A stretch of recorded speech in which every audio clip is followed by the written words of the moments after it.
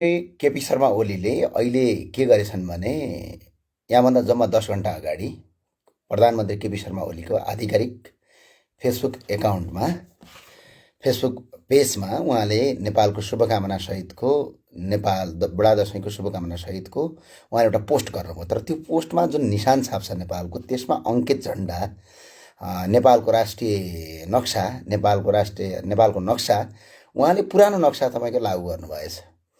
यो प्रधानमन्त्री केपी शर्मा ओलीले नेपाली जनतालाई बारम्बार झुकाइरहने यी प्रधानमन्त्री हुन सक्दैनन्। जब नेपालको संविधानलाई नै संशोधन गरेर विक्रम सम्वत 2077 साल ज्येष्ठ 31 गतेका दिनमा नेपालको संविधान 2072 अनुसार नेपालको संसदको बैठकबाट त्यसलाई पारित गरेको, नयाँ निशान छाप पारित गरेको नेपालको नयाँ नक्सालाई अहिलेका प्रधानमन्त्री पनि नभनौँ, अब यी भारतका एजेन्ट भनौँ। कसैले पनि यो केपी शर्मा ओलीज्यूलाई प्रधानमन्त्री नभनौँ। यी प्रधानमन्त्री होइनन्, यी भारतका दलाल हुन्। यो हामी नेपाली जनताले बेलैमा बुझेनौँ। यिनको खोक्रो राष्ट्रवाद बेला बेला देखिन्छ। यिनले जब नाकाबन्दी गर्छन् त्यतिखेर खोक्रो राष्ट्रवाद हो। नेपालको सीमा मेच्ने र महाकाली सन्धि गर्ने मान्छे नेपालको राष्ट्रवादी कसरी हुनसक्छ भन्ने कुरा हामी नेपाली जनताले बुझेनौँ। यी यति धेरै नाटक गर्छन् कि, यति धेरै यिनले ड्रामा गर्छन् कि जो नेपाली आम नागरिकले उनको ड्रामा, यिनको नाटक हामीले बुझ्नै सक्दैनौँ। यति ड्रामालिस्ट छन्, यति अपराधिक पृष्ठभूमिका छन्, यिनी यति अपराधिक छन् कि नेपालको 2077 साल ज्येष्ठ 31 गते नेपालको संसदले पारित गरेको नेपालको आधिकारिक नक्सा जुन निशान छापभित्र छ, त्यो अहिले प्रधानमन्त्रीले हिजो भारतीय रका प्रमुख यानि कि कार्तिक 5 गते नेपाल आएका भारतीय रका प्रमुख सामन्त गोयलसँगको राति 3 घन्टाको छलफल पछाडि उनले आज बिहान निकालेको उनको ट्विटर्स, उनको फेसबुक र उनको आधिकारिक जुन शुभकामना पत्रमा, जब प्रधानमन्त्री केपी शर्मा ओलीको शुभकामना पत्रमा देशको प्रधानमन्त्री भएका नाताले उनको के छ, निशान छाप छ। नेपालको निशान छापभित्रको नक्सा उनले अहिलेको नक्सा होइन कि पुरानो नक्सालाई राखेका छन्।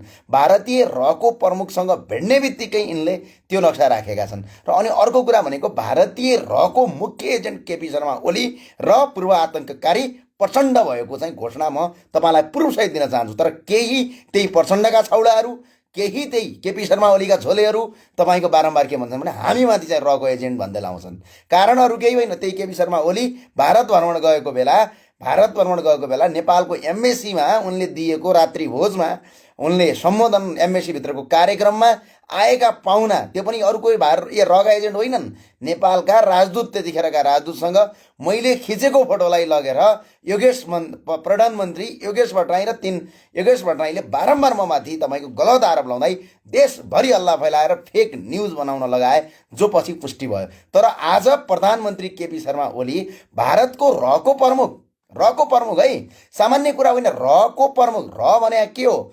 र भनेको एउटा रिसर्च एन्ड एनालाइसिस विङ्स हो, नेपालको राष्ट्रिय अनुसन्धान छ। त्यस्तै गरी भारतले के बनायो भने पाकिस्तानबाट बङ्गलादेशलाई टुक्र्याउनलाई र सिक्किमलाई भारतसँग गाप्नका लागि भारतको खुफिया एजेन्सी, जुन भारतमा पनि उसलाई आधिकारिक मान्यता दिँदैन, भारतमा पनि ऊ प्रधानमन्त्री कार्यालयबाट प्रत्यक्ष चल्छ, ऊ राष्ट्रपतिको सिग्नेचरले चल्छ, उसको अडिट हुँदैन, उसको एकाउन्ट अडिट हुँदैन। भारतको कुन मन्त्रालय? ऊ रक्षा मन्त्रालय अन्तर्गत पर्छ कि भारतको गृह मन्त्रालय अन्तर्गत पर्छ कि कहाँ पर्छ? यदि भन्यो भने ऊ भारतको कुनै पनि मन्त्रालयको अन्तर्गत नपर्ने र जुन अवैधानिक छ, जुन भारतमा पनि आज अवैधानिक छ, जुन तपाईँको खुफिया एजेन्सी जसले गैर कानुनी रूपमा हत्या गराउँछ, बारम्बार मान्छे मराउँछ, भारतको सपोर्टमा कसैले गरेन, भारतको विरोध गर्यो भने उसले गैर कानुनी हत्या गर्दै जाने एउटा खुफिया एजेन्सीको प्रमुखलाई नेपालको राष्ट्रिय अनुसन्धान विभागका प्रमुख गणेश प्रसाद अधिकारी ज्यूको निम्तामा नेपाल आएको, भारतीय वायुसेनाको हेलिकप्टर प्रयोग गरेर नेपाल आएका सामन्त कुमार गोयल यो देशको सार्वभौम सत्ता नागरिकबाट चयन भएका भनेर घोषित गर्ने, पूर्व व्यक्ति हत्याकाण्डमा 14 वर्ष जेल बसेका अपराधिक पृष्ठभूमि भएका केपी शर्मा ओली 3 घन्टा छलफल गर्छन्। तर त्यो 3 घन्टाको छलफलमा उनले देशका कोही पनि व्यक्तिलाई त्यहाँ राख्दैनन्। उनले त्यो छलफलभित्र के भने, के गरे भनेर सिङ्गो नेपाललाई आवश्यक हुन्छ। किनकि प्रधानमन्त्री भनेका केपी शर्मा ओली अहिले उनी एकजना व्यक्ति होइनन्, उनी सिङ्गो देशका प्रधानमन्त्री हुन्। सिङ्गो देशको प्रधानमन्त्रीले 3 घन्टा भारतीय रको एजेन्टसँग के छलफल गरे भनेर नेपाली जनताले बुझ्न पाउने कि नपाउने, र देशका प्रधानमन्त्रीले नेपालका सिङ्गो नेपालीले बुझ्न पाउने कि नपाउने। तर त्यो नगरेर यिनले के गरे भने पछाडि यिनले बेला बेला गएर ती रहका एजेन्टसँग 3 घन्टासम्म छलफल गरे। 3 घन्टा छलफल गरिसके पछाडि के भयो भने आज बिहान प्रधानमन्त्रीले दसैँको शुभकामनामा के गरे, यो दसैँको शुभकामनामा यिनले के भने पछाडि दसैँको शुभकामना दिइरहँदाखेरि नेपालको निशाना छाप सहितको जुन नेपालको नक्सा निशान छाप सहित त्यसमा नेपालको नक्सा हुन्छ, त्यो नक्सा चाहिँ अस्ति 2077 साल ज्येष्ठ 21 गते नयाँ नक्सा लागू गरेको जुन नेपालको संसदले गरेको नयाँ नक्सा नै गायब गरे। अहिले तिनका केही लिन्डुप जोड्दै कार्यकर्ताहरू अहिले पनि फेसबुकमा भुकिरहेका छन्, किनकि अपराधी हुन्। अब यिनलाई यो देशबाट देशभित्र बसेर भारतका विरुद्धमा कराउने, यो मुलुकको हितमा कराउने अब यिनको अधिकार छैन। यिनले यतिसम्म गद्दारी गर्दा रहेछन् भन्ने कुरा त आज पुष्टि भयो।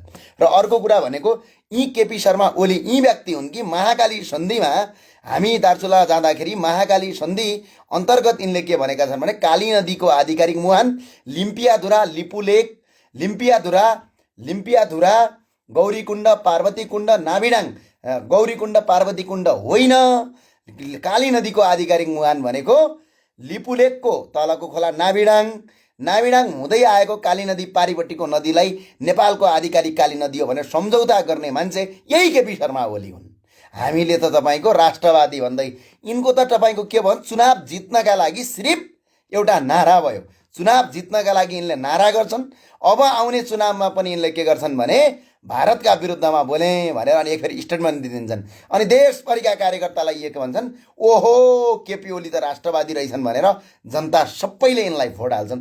त्यो भएको कारणले मेरो आग्रह के छ भने सम्माननीय प्रधानमन्त्री केपी शर्मा ओली भन्न पनि अब लाज लाग्यो। नेपालका कुनै पनि नागरिकलाई यिनलाई अब प्रधानमन्त्री नभन्नुहोस्, किनकि भारतको एजेन्ट भन्नुहोस्, भारतको दलाल भन्नुहोस्, त्यहाँभन्दा अर्को शब्द अब यिनमाथि अब सुहाउँदैन।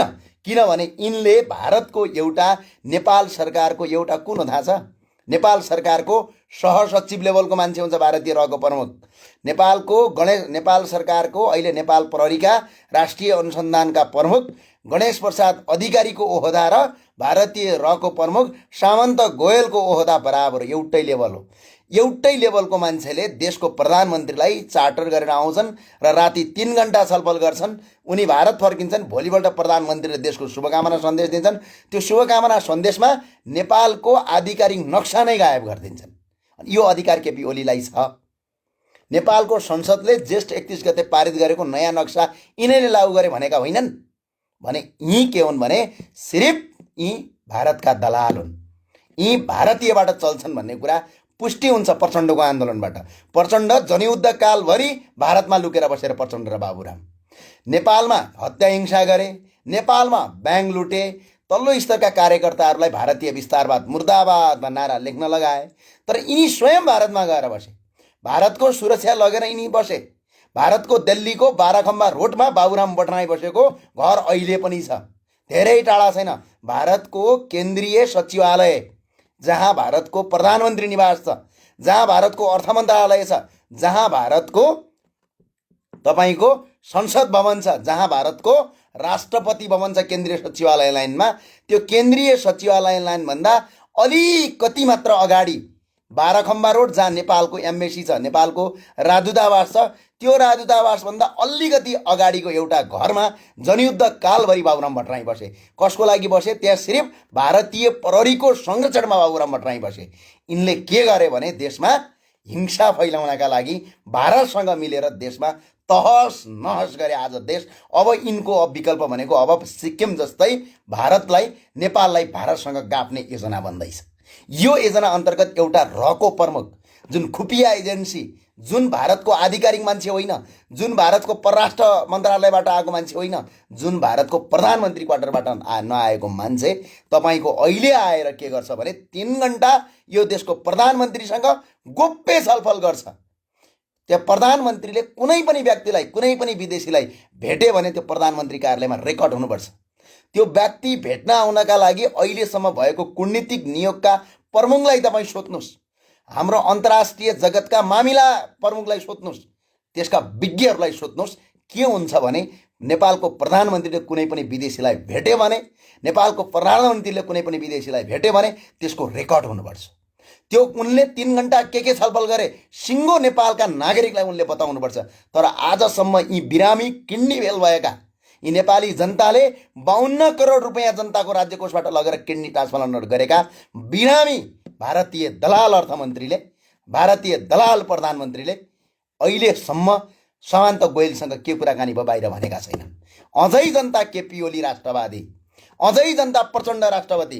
म तपाईँलाई डेट सहित भन्छु, 2076 साल साउन 6 गते यही भारतीय रका प्रमुख सामन्त गोयल प्रचण्ड निवासमा भेटघाट गरेका थिए र 2076 साल साउन 6 गतेका दिनमा प्रचण्ड निवासको खुमलटारमा लामो गोप्य छलफल भयो प्रचण्ड र यिनको। यो पुष्टि प्रचण्डकै सचिवालयले दिएको छ।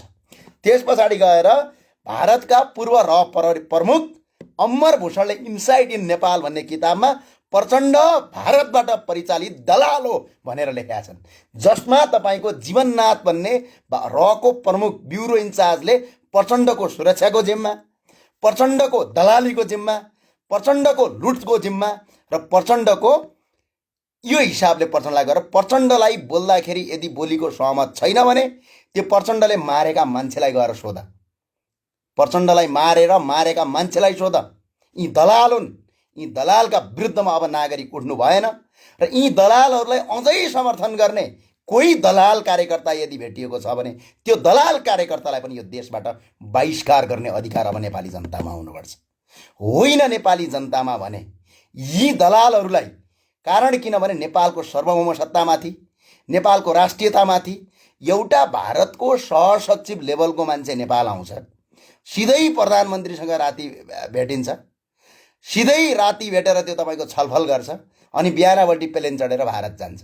अनि भोलिपल्ट देशको प्रधानमन्त्री र त्यो प्रधानमन्त्रीले के गर्छन्, दसैँको शुभकामना सन्देशमा नेपालको निशान छापमा आधिकारिक नक्सालाई नराखेर, नेपालको अहिलेको आधिकारिक नक्सालाई नराखेर नेपालको पुरानो नक्सालाई ज्येष्ठ 31 गतेको दिनमा संविधानभित्र बसेको संविधान संसद भवनले राखेको नक्सालाई बहिष्कार गरेर नयाँ नक्सा राख्छन्। अनि तिनैका झोले कार्यकर्ताहरू अहिले यहाँ फेसबुकमा कराउँछन्। यिनीहरू पहिला के छ भने मेरो आग्रह के छ भने यी कार्यकर्ताहरूलाई ठेगान लाउनुपर्छ। जबसम्म यी कार्यकर्ता जो यी छन् नेपालमा करिब यी 12 लाखभन्दा बढी छन्, पे आउट छन्, यिनलाई तलब दिइन्छ, यिनीहरूलाई के गरिन्छ, ठाउँ ठाउँको ठेक्का दिइन्छ। देख्नु भएको छ, धारोको ठेक्का यिनीहरूलाई दिइन्छ, सडकको ठेक्का यिनीहरूलाई दिइन्छ, बाटोको ठेक्का यिनीहरूलाई दिइन्छ, हरेक ठाउँ बिल्डिङ बनाउन पनि यिनीहरूलाई ठेक्का दिइन्छ। यी ठेकेदारहरू जो छन्, यी ठेक्का दिएका यी दलालहरूलाई जबसम्म यो देशका जनताले पहिचान गरेर घोग्रे ढ्याक लगाउँदैनन् तबसम्म केपी शर्मा ओली सुध्रिनेवाला छैनन्, तबसम्म प्रचण्ड सुध्रिँदैनन्। त्यो भएको हुँदाखेरि मेरो आग्रह छ, पहिला कार्यकर्ता यी दलाल कार्यकर्ताहरूलाई ठेक्का लाउन र यी कार्यकर्ताहरूलाई पहिला मजासँग नेपाली जनताले कठाला समाउन म अनुरोध गर्छु। र किनभने कि त सुध्रिय, कि त सही बाटोमा आऊ, कि त यी दलालको पछाडि भोग्न छोडिदेऊ। मेरो आग्रह छ। यी कार्यकर्ताहरूले देश बिगारेका छन्। आजसम्म हजारौँ लाखौँ नेपालीहरू विदेश जान किन बाध्य भए? नेपालका 44वटा संस्थान कसले बेच्यो? नेपालका भएभरिका तपाईँको कल कारखाना उद्योग धन्दाहरू मार्क्स के जर्मनको बात, कहाँको बात, दुनियाँ बात, नेपाल बात थाहा छैन यिनीहरूलाई। त्यो बातमा ल्याएर यिनले नेपालमा के गरे, बेसरीको बेसरी भएको नभएको बात लागू गरेर कल कारखाना बन्द गरेर अनि आज विदेशमा काम गर्न बाध्य भएका छन्। अझ त यहाँ नेपालीहरू कस्ता नेपालीहरूसम्म देखिन्छन् भने विदेशमा गएर काम गर्छन्, अर्काको भाँडा माझ्छन्। यही केपी ओलीका कारणले गर्दा, यही प्रचण्डका कारणले गर्दा, यही शेरबहादुर देउवाजीको कारणले गर्दा, किनकि देशको कल कारखाना त सारा बन्द भयो। अझ त्यही विदेशबाट फेरि केपी शर्मा ओलीलाई के भन्छन्, I am with KP Oli भनेर लेख्छन्। यो कस्तो मेन्टालिटी भने पछाडि बिल्कुलै झोले मेन्टालिटी। यो झोले मेन्टालिटी जबसम्म यो देशमा तपाईँको अन्त्य हुँदैन र अर्को कुरो मैले माखो मार्दैन भन्ने कुराहरू आउने चुनावमा हेर, आउने चुनावमा केपी शर्मा ओलीलाई पाखा लगाउँछन् नेपाली जनताले, झोलेको अन्त्य गर्छन् नेपाली जनताले, अनि त्यसपछि यो झोलेका दिनगन्ती सुरु हुन्छन् यो देशमा। त्यही भएर मेरो आग्रह छ, अब यी दलालहरूलाई अब पनि तपाईँहरूले मान्न थाल्नुभयो, अब पनि सही गर्नु भने कठाला समातेर यो दलालहरूलाई यो देशबाट निकाल्ने किसिमको आन्दोलन अब गर्न जरुरी छ। त्यसका लागि हामी तयारी अवस्थामा छौँ। तपाईँ ढुक्क हुनुहोस्, दलालको अन्त्य यो देशमा गरेरै छाड्छौँ हामी। यसमा दुई मत छैन। अति भयो। यो देश केपी शर्मा ओलीले आर्ज्या होइन, यो देश प्रचण्डले आर्ज्या होइन, यो देश शेरबहादुर देउवाले आर्ज्या होइन। एउटा पनि युनियनको भूमिका छैन। बारम्बार तपाईँको आएर देशको राष्ट्रियतामाथि, देशको भ्रष्टाचार, कति भ्रष्टाचार छ थाहा छ? 52 करोड 52 कति अस्ति के लेखेछन् थाहा छ? 52 करोड 6,93,550 रुपियाँ औषधि उपचारको नाममा र विभिन्न शीर्षकको नाममा प्रधान केपी शर्मा ओलीले लगाएका छन्। 59 करोड 46,71,102 रुपियाँ प्रचण्डले विभिन्न नाममा खर्च गरेका छन्। अझ अहिले भन्छन् कोभिड-19 को बेला हामी उपचार गर्दैनौँ भने यो पैसा कहाँबाट आयो? जनताबाट दिएको पैसा हो। त्यसपछि आज बिहान सम्बोधनमा भन्दै थिए भारतीय एजेन्ट केपी शर्मा ओली। अब देशको प्रधानमन्त्री पनि भन्न नेपाली जनतालाई लाज लागिसक्यो। भारतीय एजेन्ट भन्नुपर्छ। अब कुनै पनि विपदमा नागरिकको रक्षा गर्ने सरकारको परम कर्तव्य र दायित्व हो भन्नुभएको थियो बिहान। र केपी शर्मा ओली एवं भारतीय एजेन्टले बिहान यो कुरो भनिरहँदाखेरि उहाँलाई म तपाईँको एउटा डाटा देखाउँछु। नेपाल सरकारको जनस्वास्थ्य तथा जनसङ्ख्या मन्त्रालयले 2077 साल कार्तिक 2 गतेका दिनमा के गर्यो? कार्तिक 2 गतेका दिनमा एउटा विज्ञप्ति निकाल्यो। त्यो विज्ञप्तिमा के थियो भने जनताको उपचार, कोभिडको बेला जनताले, कोरोनाका पीडित नागरिकले आफै उपचार गर्नु भनेर विज्ञप्ति निकालेको छ। 2077 साल कार्तिक महिनाको 2 गते स्वास्थ्य तथा जनसङ्ख्या मन्त्रालयले आज दिउँसो 4:30 को प्रधानमन्त्री भन्नुभन्दा नि भारतीय एजेन्ट भनौँ, भारतीय एजेन्ट केपी शर्मा ओलीज्यूले बिहान भन्नुभयो कुनै पनि विपत्तिमा नागरिकको रक्षा गर्न सरकार परम कर्तव्य र दायित्व हो भने कहाँ छ त्यो कर्तव्य? त्यो दायित्व कहाँ छ? स्वास्थ्य तथा जनसङ्ख्या मन्त्रालयको निर्णय गर्ने अनि अहिले आएर फेसबुकमा हाम्रो दायित्व भनेर भन्ने यो प्रधानमन्त्री अथवा भारतीय एजेन्टको काम छैन। अनि अर्को कुरा यिनले के गरे? यसरी यिनले गरे 3 महिनामा नेपाल सरकारले 1 खर्ब 91 अर्ब रुपैयाँ खर्च गरेको छ। भर्चुअल खर्च 1 खर्ब 91 अर्ब रुपैयाँ तपाईँको साधारण खर्च गरेको छ। यानि कि यति धेरै खर्च गर्दाखेरि पनि नागरिकलाई के छ? कुनै पनि सुविधा छैन। स्वास्थ्य उपचारमा सुविधा छैन। अनि अर्को यिनले के भने? निशुल्क तपाईँको उपचार जारी छ र विदेशबाट नागरिकहरू उद्धार गर्छौँ भन्दाखेरि यिनले भाडा कति लगाएको थियो थाहा छ तपाईँहरूलाई? यहाँ हेर्नुहोस्, मलेसियाबाट तपाईँको 22,000 भाडा हुँदाखेरि यो केपी शर्मा ओलीजीले 1,41,000 रुपियाँ भाडा वसुलेका थिए महाकाली सन्धिको नाइके भारतीय एजेन्टले। अनि यिनले फ्रीमा उद्धार गरेका थिए। युएईबाट 25,000 रुपियाँमा उद्धार हुने मान्छेलाई यिनले 80,000 रुपियाँ भाडा लगेका थिए। अब यति हुँदाखेरि पनि नेपाली जनता र नागरिकले अब बुझ्नु भएन, अझै यिनीहरूको झोले बन्नुभयो। र यो सामाजिक सञ्जालमा विभिन्न किसिमका कमेन्ट गर्नेहरू, विभिन्न किसिमको यो ओडामा के छ थाहा छ तपाईँलाई? यिनीहरूलाई पैसा आउँछ क्या, नेताहरूलाई भने बापत पैसा आउँछ। जस्तै पैसा आउने माध्यम छ। अहिले त नेकपाका केन्द्रीय सदस्यहरूलाई पैसै दिने भइसक्यो, अस्ति त घोषणा गरिसक्यौँ। अझ अरू अब त्यो नभएका लागि त ठेक्का दिएको छ, पार्किङको शुल्क उठाएका छन्, सडक बनाउँदाखेरि गाउँ गाउँमा कहीँ पनि सडक बनाएका छन्, ठेक्का पाएका छन्। पुल बनाउँछन्, एउटा पनि पुल बनाउँदैन, त्यहाँ ठेक्का पाएका छन्।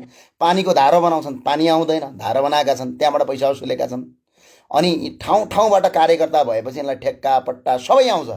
अनि आफ्नो यो भ्रष्टाचारी भारतीय एजेन्टका विरुद्धमा बोल्न पनि दिँदैनन्।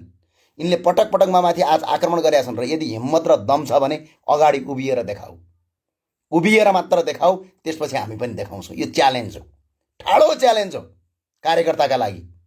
किनभने तिमीहरूले धेरै पटक गर्यौ क्या, धेरै पटक गर्यौ, माखो मार्न सकेनौ तिमीहरूले। बुझ्यौ? भगवान यो कुरा कार्यकर्ताले दिमागमा राख। किनकि यो भ्रष्टाचारीहरू, देशका दलालहरूलाई अन्त्य गर्नका लागि जन्मेका हौँ हामी। बोली मिठो भएन अरे। तिमीहरूले 17,000 मान्छे मार्दाखेरि तिमीहरूको बोली मिठो हुने, मान्छेका घाँटी रडक्क रेड्दाखेरि त्यतिखेर मिठो हुने तिमीहरूलाई, होइन? तिमीहरू चाहिँ अर्काको नेपाली जनताको रगत र पसिनाबाट आर्जित करबाट तिमीहरू पुल बनाउँछौ। त्यो पुलमा 1 करोडको पुललाई 10 लाख रुपियाँ हालेर 90 लाख रुपियाँ खान्छौ। त्यतिखेर तिम्रो बोली राम्रो चाहिने। तिमीहरूलाई त यो बोली धेरै राम्रो भयो। तिमीहरूलाई बोली होइन, कोर्रा हान्नुपर्छ। नेपालको कानुनमा नयाँ परिवर्तन गरेर कोर्रा हान्नुपर्छ तिमीहरूलाई। बोलीले मात्र हुँदैन तिमीहरूलाई। त्यो भएर मेरो आग्रह छ, नेपालका नागरिकलाई सशक्त भइदिन मेरो अनुरोध छ। किनभने यिनीहरू त्यत्तिकै मान्नेवाला छैनन्। यिनीहरू यिनीहरू के त लातले मान्ने मान्छे, लातको भूत बातले मान्दैन भने जस्तै हो यिनीहरूको। त्यो भएको कारणले गर्दाखेरि यिनीहरू सुध्रिरहलान्। यिनीहरू सुध्रिन्छन् भने सुध्रिन्छन्, सुध्रिँदैनन् भने पछाडि नेपाली जनताले सही ठाउँमा सुधार्छन् यिनीहरूलाई। किनभने यिनीहरू त फाइदा छ नि त यिनीहरूलाई। यही सरकार भयो भने, यही लुटेरा सरकार भयो भने के केपी शर्मा ओलीले पैसा खाने हुन्?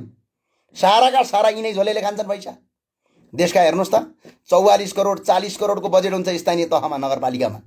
अस्ति कोभिडको बेला यिनीहरूलाई दसैँ आएको थियो, झोलेहरूलाई पुराका पुरा दसैँ आएको थियो। देख्नु भएन कसरी दसैँ आएको थियो? थाहा छ यिनीहरूलाई? कोरोनाको उपचारका लागि भनेर सरकारले यिनलाई पैसा दिएको थियो। कोरोनाको यिनलाई पैसा दिएको थियो।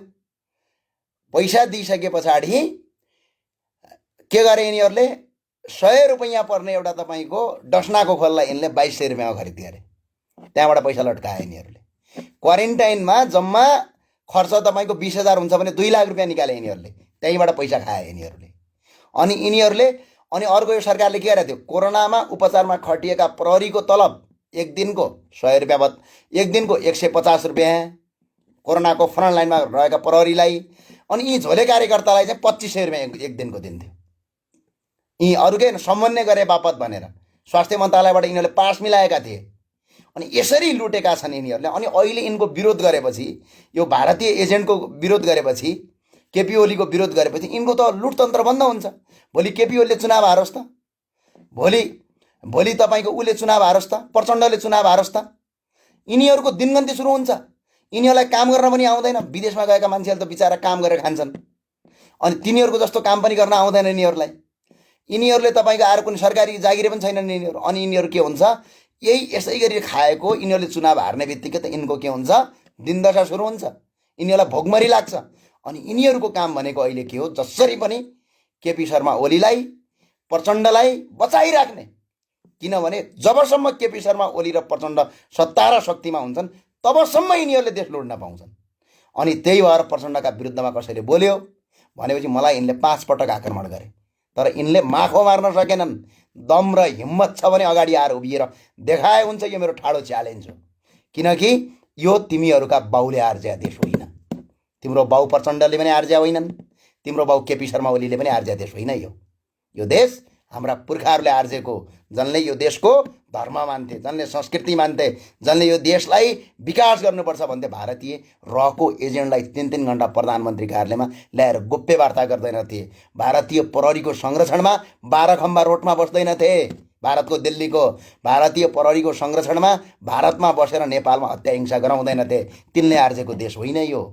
त्यही भएर अब दादागिरी गर्ने, तागत देखाउने काम एक रत्ती नसोचे हुन्छ। तिमीहरू विदेशीबाट परिचालित त यति शक्तिशाली छौ भने, हामी त नेपाली माटोमा हुर्केको, नेपाली जन्मजात कुरा गरेको भन्ने मान्छे एक स्टेप पनि पछाडि हट्दैनौ। के गर्छौ? जे तिमी गर्छौ त्यसको डबल हामी गरेर देखाउँछौ। यसमा तिमी ढुक्क हौ, भुक्न छोड्देऊ, चुप लाएर बस। कार्यकर्ताहरू हो, सकिन्छौ भने सुध्रिय यो मुलुक विकास गर्नतिर लाग। सक्दैनौ ख्यासख्यासी र दादागिरी नगर। दादागिरी तिम्रो टिक्दैन, कुनै पनि हालतमा टिक्दैन। यो कुरा तिमीले स्पष्ट, यदि तिमीहरू मार्न सक्ने हैसियत भइदिया भए 5 पटक आक्रमण गर्यौ तिमीहरूले, सक्यौ, तिम्रो दम लाग्यो। प्रहरी तिमीहरूको थियो, प्रशासन तिमीहरूको थियो, कार्यकर्ता तिमीहरूका थिए, सक्यौ। योगेश भट्टराईको रामदुलाई बिर्स्यौ, त्यो हालत हुन्छ फेरि। त्यही भए हुनाले तिमीहरू शान्त बस, चुप लाएर बस, बुझ्यौ? त्यो भएर मेरो आग्रह छ, सक्छौ देश विकासमा हात देऊ, सक्दैनौ साइलेन्ट बस। यो देवेन किशोर अन्जान भन्ने छन्, यी पनि साइलेन्ट बस भाइ तिमी। किनभने तिमी ज्यादा बुरबुर नगर। नेपाली जनताले त्यहीँ ठोक्न सुरु गर्छन्। किनकि तिम्रो अत्याचार धेरै भइसक्यो, किनभने सीमा नागिसक्यो अत्याचारले। किनकि हेर्नुहोस् त, कोरोनाको बेला पनि लुटेका छौ तिमीहरूले। बिचारा मान्छे उद्धार गर्न पाएको छैन, लुटेका छौ। टुडी खेलमा खाना खुवाउनुपर्छ, त्यहाँ लुटेका छौ। घर घरमा बजेट गएको छ, त्यहाँ लुटेका छौ। अझ त्यति मात्र तिमीले छोडेका छैनौ, पानीको धारो छोडेका छैनौ, सडक छोडेका छैनौ, पार्टी पौवा छोडेका छैनौ। कहाँ छोडेका छौ हो तिमीले? हुँदा हुँदा अब तिमीहरू आफ्नै आमालाई पनि बेच्न सुरु गर्छौ गन्देन। कहीँ छोडेका छौ ल भने? एक ठाउँमा छोडेका छौ। मलाई एक ठाउँ भन। कोभिडको बेला तिम्रा नाइके पानी ट्याङ्की मुनि पैसा लुकाउने ईश्वर पोखरेल र बालुवाटार जग्गाकाण्डका प्रमुख नाइके विष्णु पौडेल लगायतका छोराहरूले कोभिडमा तपाईँको महँगोमा सामग्री किनेर देशलाई लुटे। त्यहाँबाट कोभिडमा स्थानीय सरकारले खर्च गर्नुपर्छ भनेर नेपालका ठाउँ ठाउँमा पठायो। आउँदैछौँ भाइ, स्थानीय सरकारले कहाँ कहाँ खर्च गर्यो दसैँ पछाडि तिम्रा गल्ली र तिम्रो गाउँको टोल टोलमा आउँदैछौँ। तिम्रो जति हिम्मत छ नि त्यहाँ देखाऊ, जति तागत छ नि त्यहाँ देखाऊ, हामी आउँछौँ तिमीहरूको अगाडि। तिमी प्रष्ट हौ, केही पनि फरक पर्दैन। कोभिडको बेला तिमीहरूले 1 लाख रुपैयाँ तपाईँको क्वारेन्टाइनमा खर्च गर्यो भने तिमीले 10 लाखको बिल देखायौ, किनकि तिम्रो प्रशासन सबै मिलेका थियो। प्रत्येकले गरेका छौ, प्रत्येक स्थानीय तहमा छ। नेपालको कुनै पनि स्थानीय तह बाहेक सबै स्थानीय तहमा तिमीहरूले यो हिसाबले गरेका छौ।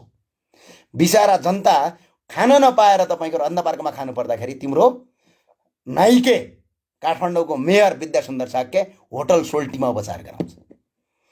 देशका जनता स्वास्थ्य कोभिडको बेला उपचार नपाएर तडपिरहेको, आइसियु नपाएर मान्छे मरिरहेको अवस्थामा तिम्रो रहेको एजेन्ट केपी शर्मा ओलीजी 52 करोड 6,93,550 राज्य कोषबाट पैसा लिन्छ। तिम्रो प्रचण्ड भारतीय एजेन्ट 59 करोड 46,71,102 रुपियाँ लिन्छ। अनि जनता सहेर बस्छन्। दादा हो, कहाँका दादा हो तिमीहरू? केही पनि माखो मार्न सक्दैनौ। तिम्रा जो इन्चार्ज छन् नि, युथ फोर्स हो तिम्रो इन्चार्ज, दीपशिखा, रामप्रसाद सापकोटा भक्तपुरमा दलाली गर्थे। यिनीसँग 2 वर्ष 1 वर्षसँगै बसेका छौँ भाइ। एनमहर त्यही होइन, ल एनमहरलाई अगाडि आएर देखाऊ भन न तिम्रो दादा को हुन्, अगाडि उभिएर देखाऊ भन। यो ठाडो च्यालेन्ज हो।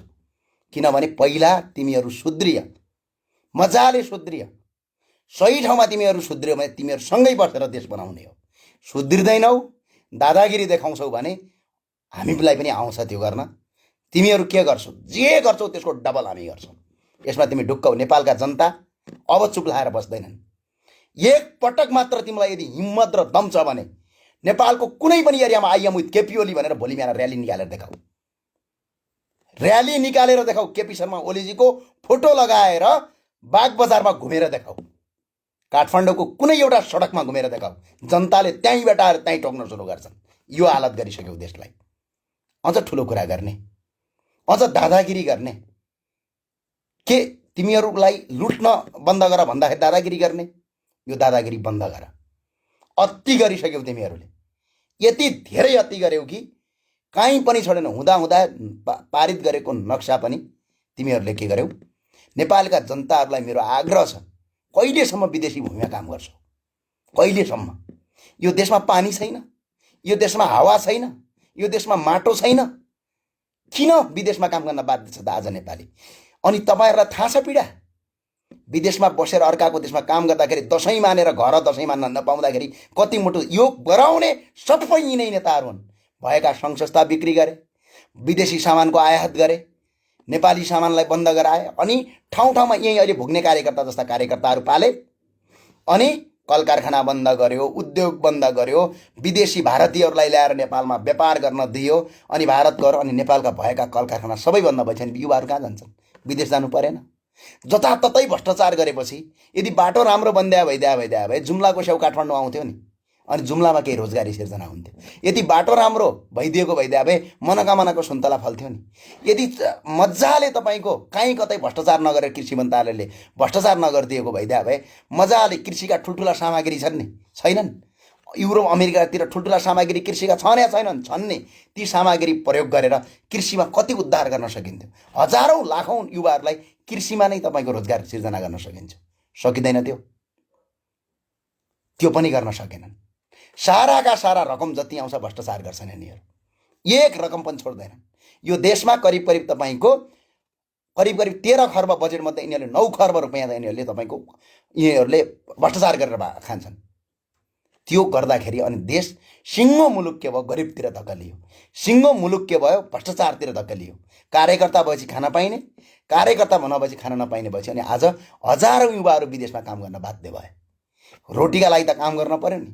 अनि ती युवाहरू आज केही पनि गर्न सक्दैनन्, कारण किनकि उनीहरू विदेशमा छन्। अनि यहाँ को छन्?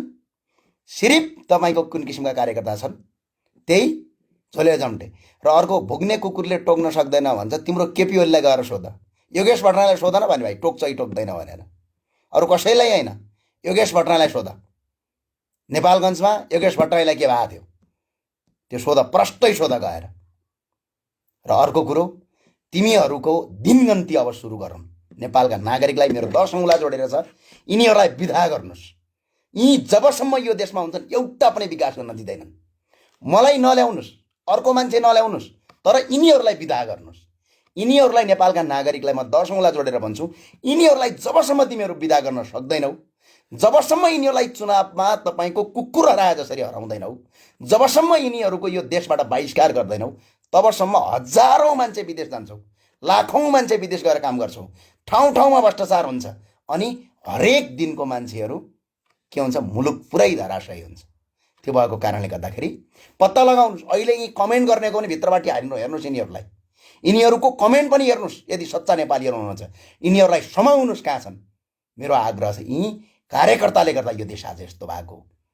यी साराका सारा केपी ओलीका पछाडि छन्, साराका सारा प्रचण्डका पछाडि भएर दही चिउरा र मासु र भात र रक्सीमा बिक्री हुने कार्यकर्ताले यो मुलुक आज यस्तो बनाएका हुन्। र यी जबसम्म यो देशमा कि त यिनको दिमाग परिवर्तन हुनुपर्छ, कि त यिनीहरूलाई तपाईँको देशबाट बहिष्कार गर्न सक्नुपर्छ। जसरी चाइनामा माओ सेतुङले गरे नि, छानी छानी कट्टा हाने थिए नि, कि त्यो गर्न सक्नु पर्यो, कि त यिनीहरूको व्यवस्था सुधार गर्न सक्नु पर्यो। यहाँभन्दा अर्को विकल्प म देख्दिनँ। यदि मुलुक विकास गर्ने हो भने, होइन केही गर्ने होइन भने सबै चुप लाएर बसौँ। एकपटक उड्नुहोस्, मेरा साथीहरू उड्नुहोस्, यी कमेन्ट गर्नेलाई नि खोज्नुहोस् भित्रबाट, यी कहाँ छन् यिनीहरूलाई सोध्नुहोस् एकपटक। हेर्नुहोस् त कमेन्टमा, यी कसैको ठेकेदार हुन्छ, काहीँको कसैको केही हुन्छ। यस्तो अवस्था बनाइसके कि मुलुकमा पुरै धराशयीतिर लगिसके मुलुकलाई। र कोही नयाँ काम र राम्रो काम गर्ने मान्छेलाई यिनले काम गर्नै दिँदैनन्, किनकि यहाँ स्टप गर्छन् पहिला यिनीहरूले। यो पत्ता लगाएर गर्नुहोस्। र मेरो आग्रह के छ भने, सबै नागरिकहरू एकजुट हुनुहोस् र यिनीहरूको अन्त्य गर्नुहोस्, बल्ल मात्र देश विकास हुन्छ। हस्, धन्यवाद।